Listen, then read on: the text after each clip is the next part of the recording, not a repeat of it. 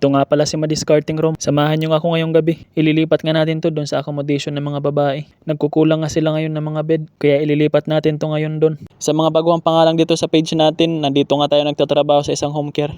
Kahapon nga nakareceive nga yung company namin ng bagong patient. Itong bagong patient nga namin, dito nga siya nakatira sa Western Region.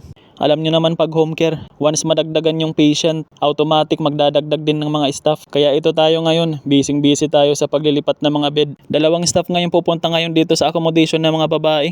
At nagkataon nga rin, wala na rin mga extrang bed dito. Last week pa nga kami nag-uusap ng HR namin. Plano kasi namin bumili ng mga bagong bed para dito sa accommodation ng mga babae. Hinihintay nga namin ng HR na i-approve ng management yung mga nire-request namin ng mga bagong bed para dito sa accommodation. Habang hinihintay nga namin yun, sinabihan ko nga muna yung HR. Total may mga lumang bed naman kami dito sa male accommodation. Yun muna itatransfer namin dito sa accommodation ng mga babae para may magamit lang sila. At bilang patient coordinator dito sa Western Region Aldabra, hindi nga lang sa pagkuha ng mga gamot at mga consumable ng patient yung tinatrabaho natin. Obligasyon ko din na asikasuhin yung mga bed dito. Tayo lang kasi yung inaasahan ng company natin dito. At buti na nga lang mababait yung mga taga-maneho dito at yung ibang mga staff. Kahit pa paano tinutulungan tayo. Ang galing pala ni Hazel mag-assemble ng bed eh.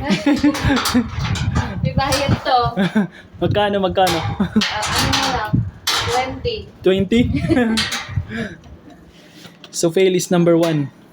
Number 2. This one is not. Number 1, roaming. Tinulungan nga tayo dito ni Sofail tsaka ni Hazel sa pag-assemble ng mga bed.